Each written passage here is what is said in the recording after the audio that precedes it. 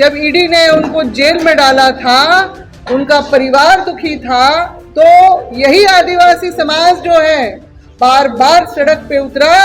Jail का ताला टूटेगा, हेमंत सोरेन छूटेगा का जो प्लेकार्ड, जो नारे लगाए, उनके ऊपर केस तक हुआ। मगर सत्ता में बैठने के साथ और इस साल की शुरुआत के साथ ही हमने देखा कि हमारी सारी वो चीजें ध्वस्त होती चली जा रही हैं। सरकार तभी बनी जब उन्होंने वायदे किए थे 2019 में लैंड बैंक को निरस्त करने का। क्या वो हुआ? क्या जेपीएससी के रिजल्ट को भी खारिज करके उसको नए तरीके से नहीं हुआ, बल्कि वो जेपीएससी का ही पुराना रिजल्ट तमाम विरोधों के बाद भी उसको लागू किया गया कि आपके जुर्म के आगे हम झुके नहीं हैं, हम रुके नहीं हैं, हम लगातार बढ़ेंगे। और जो जिस तरह की लूट और जिस तरह का न्याय इस राज्य में आज हो रहा है, दुनिया देख रही है। आपने इस राज्य को बदनाम किया है, हमारे इतिहास को बदनाम किया है, हमारे पूर्वजों के कुर्बानों को बदनाम किया है। हम आपको बख्शेंगे नहीं। देखिए, जिनको हमने बड़े अरमान से, पूरे मान सम्मान समर्थन के साथ में सत्ता में बिठाया, आज वो हमारा ही जो है विनाश का कारण बनते चले जा रहे हैं। अबुआ दिशुम अबुआ राज का एक नारा बहुत ही सुंदर लगा था और यहाँ के लोगों को भी उनके ऊपर पूरा विश्वास हो चला था। क्यों नहीं होता?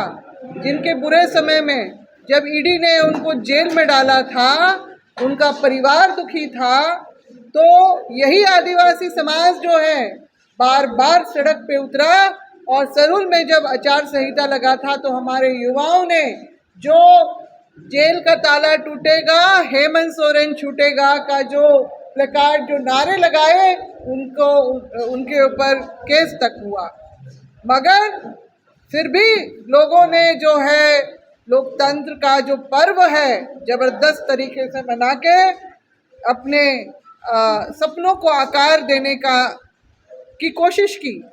मगर सत्ता में बैठने के साथ और इस साल की शुरुआत के साथ ही हमने देखा कि हमारी सारी वो चीजें ध्वस्त होती चली जा रही हैं।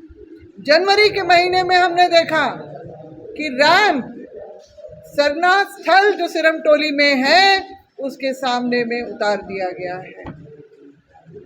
डीपीआर एक बार बना था कनेक्टिंग फ्लाईओवर का, कनेक्टिंग फ्लाईओवर के बारे में पेपर में भी छपा था।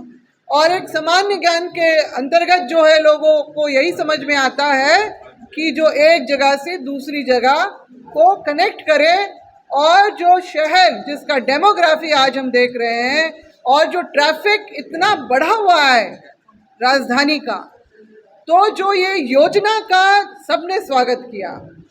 मगर हम क्या देखते हैं कि वही कनेक्टिंग फ्लाईओवर डिस्कनेक्ट कर दिया जाता है रैंप के माध्यम से, जिसका आज तक कोई औचित्य समझ में नहीं आता है। आज तक जो है मुंडा चौक, जो सिरमटोली चौक है, वहां पर जो जाम में लोग आए दिन, मतलब दिन में कितनी बार फंसते। ये षड्यंत्र हमारे आदिवासी समाज के खिलाफ में जो रचा गया 1994 में आरएसएस के हेडक्वार्टर में, ये उसी का परिणाम है।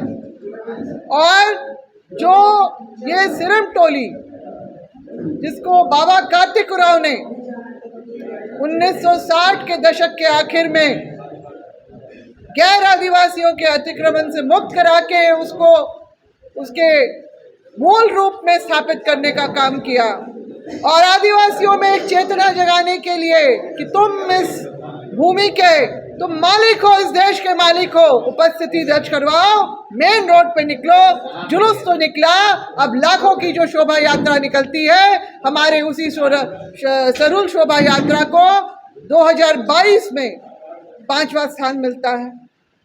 और जो कनेक्टिंग फ्लाईओवर उसी के बाद से रैंप के माध्यम से डिस्कनेक्ट हो जाता है। जब से इसकी जानकारी समाज को हुई, आदिवासी समाज को, वो बार बार सड़क पे उतरा है। पहले हमने ज्ञापन दिया मुख्यमंत्री को, उनसे हमने आग्रह किया कि कृपया करके आप आइए, स्थल निरीक्षण कीजिए और देखिए कि किस तरह से अतिक्रमण हुआ है 2024 में। और क्या परेशानियां हो सकती है आप सामने से ही समझ सकते हैं। मगर समय दीजिए, करेंगे करेंगे करके उन्होंने बहुत हमें दिलासा दिया, झूठा आश्वासन दिया, और इसीलिए आदिवासी समाज जो है बार बार अपनी बातों के तरफ अपना ध्यान आकृष्ट करने के लिए चरणबद्ध तरीके से आंदोलन किया। बताना चाहते हैं कि आपके जुर्म के आगे हम झुके नहीं हैं, हम रुके नहीं हैं, हम लगातार बढ़ेंगे। और जो जिस तरह की लूट और जिस तरह का न्याय इस राज्य में आज हो रहा है, दुनिया देख रही है। आपने इस राज्य को बदनाम किया है, हमारे इतिहास को बदनाम किया है, हमारे पूर्वजों के कुर्बानों को बदनाम किया है, हम आपको बख्शेंगे नहीं। आज जनता अपने सरना स्थल को बचाने के लिए आंदोलनरत है जगह जगह। आज जनता अपनी कृषि योग्य जमीन को, जिसको आपने 3 बार भेंट चढ़ा दिया योजना के माध्यम से, नगरी का जो उपजाऊ जमीन को पहले 2008 में रिंग रोड, फिर 2012-13 में आपने जो नेशनल लॉ यूनिवर्सिटी IIM के लिए जो अधिग्रहण करने की बात हुई, वो पूरा पोल खुल गया है, कभी अधिग्रहित नहीं हुआ। बल्कि एकीकृत बिहार में जब विरोध किया लोगों ने, तब वहां पर सरकार ने रोक लगा दी थी अधिग्रहण पे, इसीलिए लोग काबिज रहे अपने अपने खेतों पे। मगर अब 19 मई को जिस तरह से जबरन वहां पर फेंसिंग की गई है, ये क्या दिखा रहा है? कोई ग्राम सभा नहीं हुई, कोई नोटिस जारी नहीं हुआ। ये कौन से नियम कानून के तहत में ये सब कुछ हो रहा है? अराजकता जो है सर चढ़ के बोल रही है इस देश में, राज्य में। देखिए, आदिवासी तो निश्चित रूप से तिलका मांझी के समय से आंदोलन कर रहे हैं और आज भी आंदोलन करते रहेंगे। इसमें बहुत बड़ी बात नहीं है, क्योंकि ये सिरमटोली मुख्य सरना स्थल से रैंप को हटाने का मामला है। तो हम लोगों ने भी ठान लिया है कि जब तक यहाँ से रैंप नहीं हटेगा आंदोलन जारी रहेगा। इस तरह के हम लोग सोच समझ के ही आंदोलन का शुरुआत किए हैं। और दूसरा के पेशा नियमावली सरकार को 1 महीना के अंदर बना के उनको देना पड़ेगा। ये अब ठग और ये सरकार हम लोग चलने नहीं देंगे। और धर्म कोड के मुद्दे पर भी जो जेएमएम आज डोगी ड्रामा कर रही है, हम उसको कहेंगे कि धर्म कोड के लिए सही में लड़ाई आप लड़ना चाहते हैं तो दिल्ली में जाके मांगिए, क्योंकि ये दिल्ली का मामला है। तो इस तरह के जो शराब दुकान का हम लोग गांव-गांव में विरोध करेंगे। आज देखिए, बेड़ों में जो सरना स्थल का सरकार तो 4 दीवारी नहीं कर रही है, आम जनता 200 रुपये चंदा करके 4 दीवारी करने का काम कर रहा था। उसको सीओ और दरोगा और डीएसपी सब मिल के उसको जो है रोक दिया, और जो जेसीबी का ड्राइवर को साथ मारपीट किया बिना कसूर का, उसके चलते ग्रामीण आक्रोशित हुए। और इस सीओ को उस सरना स्थल एक ये जून महीना में जो है 1000 रुपया जमा किया गया। और तो वहाँ का सरना स्थल के जो मामला को लेके जो थानेदार है उसको निलंबित करने का मांग किया गया है, सीओ को भी, और केस को वापस करने का। और जोरदार ढंग से जो हमारे सरना स्थल का जहाँ जहाँ भी अतिक्रमण हुआ है, हम लोग चिन्हित कर करके हम लोग जो है लड़ेंगे। और आदिवासी जमीन और विस्थापन, जैसे नगरी का हो, चाहे लातेहार में बनहरदी कोल ब्लॉक हो, राजहारा कोल ब्लॉक हो, विस्थापन के खिलाफ भी हम लोग बिल्कुल खुल चुके हैं। ये आंदोलन की शुरुआत है, इसलिए ये कोई पास और फेल होने वाली आज नहीं है, ये लगातार चलती है।